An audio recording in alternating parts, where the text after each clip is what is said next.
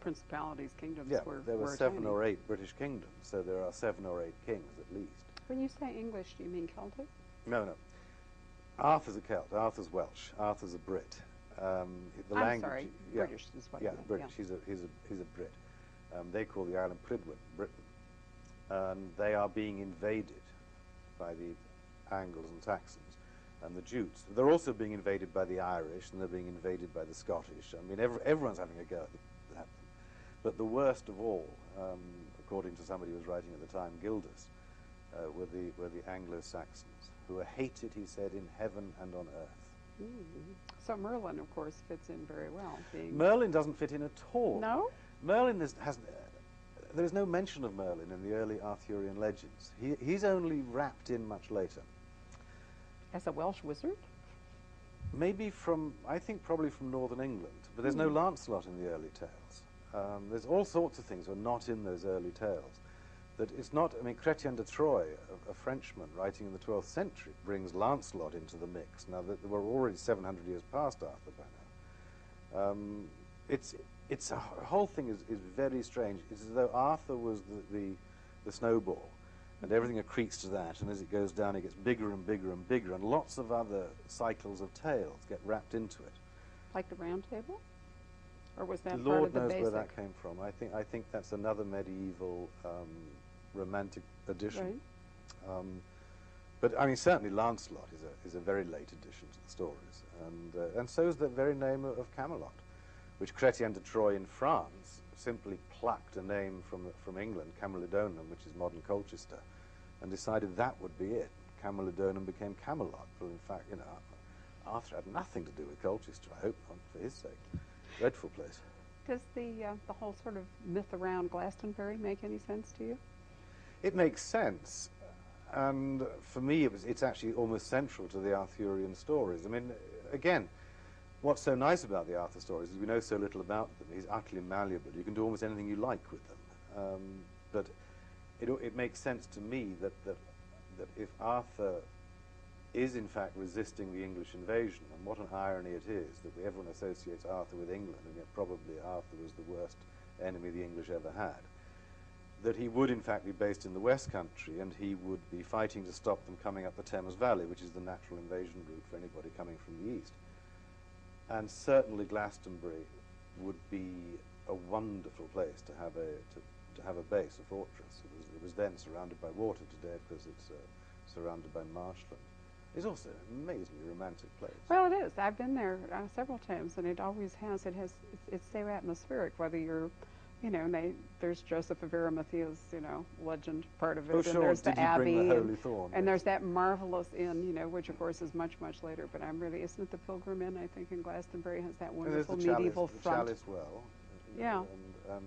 And yes, I mean, and the legend says that Joseph of Arimathea brought the Holy Grail, and he also, I think it's the crown of thorns, which Right. the Holy Thorn grows. And there's a bush then, if it's not Yes, the I think bush, it's- is, you know, well, was a bush. I think, you know, yes, the Holy Thorn at Glastonbury is a bit like George Washington's axe, you know, where my father replaced the handle and my grandfather replaced the blade. Exactly. I think that bush has been replanted many times. But you like the idea of the Grail Quest because you have recently written a book which I sold as Harlequin because that was the English title, but which in America is known as The Archer's The Tale. wretched Americans changed that. Yes, I hated that. The American publishers said that you couldn't publish a book in America called Harlequin because lots of lonely women would buy it. And I said, what's wrong with that?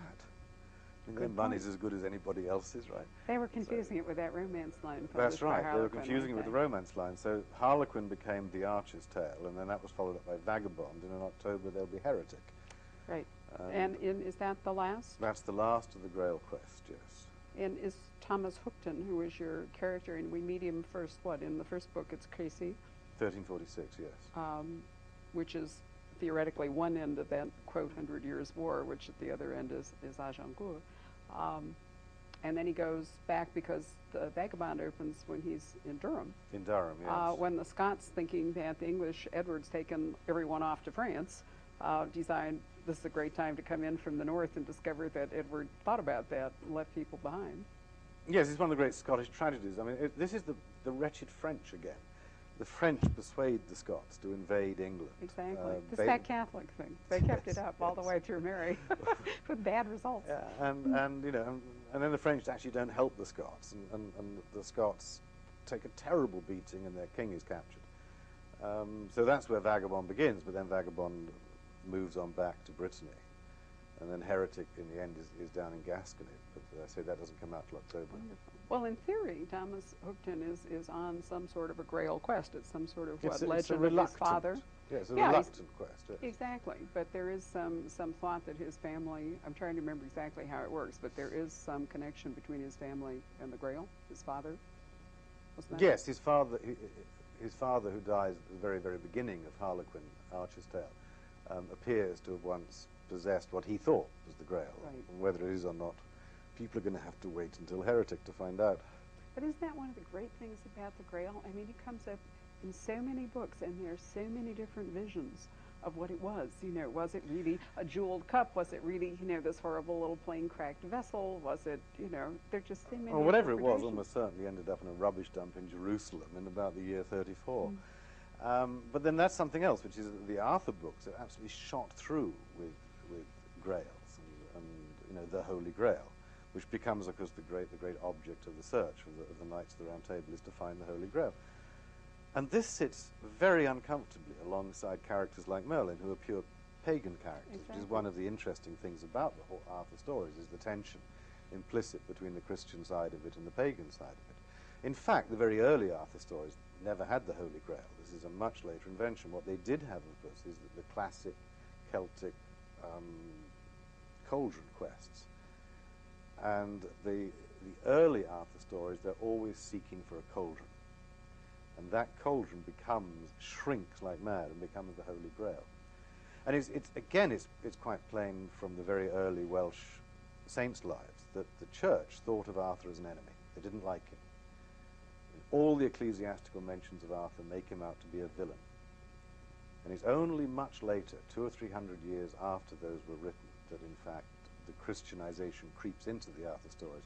And because by the time you get to Tennyson, he's become this impossible sort of muscular Christian, a decent chap. and Idols of the as I king, say, yes. he's become gelded, you know. I mean, the French take away his wife and give his wife to Lancelot. You know, the English turn him into this wonderful muscular Christian. And they've taken away from him what he obviously was, which was a terrible warrior. One of the great ironies of it, I've always thought, is that, you know, theoretically it's this wonderful high romance, and yet the theme of adultery is so, the whole Lancelot-Guinevere thing. Oh, you have to trust the French put that in. It's not, that's, Well, you know, nevertheless, you know, I often wonder how people kind of reconcile it all, you know. I mean, Tristan and Isolde's not that different, you know. There's that I don't think you can reconcile forbidden it, love. to be honest, but Yeah. I think that's what's make the whole thing so interesting. I mean, I say it's an endlessly malleable legend. It is. And you can make of it what you want. And there is, of course, this enormous gap in the story, in the ménage à trois, which is fine because, you know, but it's... Oh, and then you have the Lady of Shalott over here, you know, That's with her right, passion yes. for Lancelot going unrequited. And I love the T.H. White. I mean, it's not the Sword and the Stone part I liked, but I've always liked T.H. White's version of Oh, White is Lancelot, wonderful, who yeah. was, you know, not, you know, handsome and all the rest, but was in fact, you know, this kind of very human, ugly kind of, you know, kind of guy. But you've always got that Lancelot, Arthur, Guinevere routine. Well, that's what, yes, it's certainly Today. become that. Right. As I said, it wasn't that until the 12th century. And that is 600 years after whatever events gave rise to the legend occurred. So And if he was this fierce warrior, I can't see that he would have put up with all that anyhow. You can't, know? exactly. It just doesn't fly. in some ways you have to see Arthur being played by Jack Nicholson instead of by Sean Connery. Rather, you know, it's interesting how many mystery writers have sort of taken inspiration from the whole idea. I didn't know it's Arthur so much. It's more like, you know, le chevalier sans peur et sans reproche. But is it the idea of the quest and the knight errant? Is it Marlowe? James Lee Burke credits Mallory and the whole Morte d'Azur with an enormous background for his Robichaux novels. And I'm Yeah. thinking it's the quest. It's not so much the legend, but that whole idea of people striving, you know, towards an ideal, towards something I don't better think, than themselves. For me, that's not at the heart of it.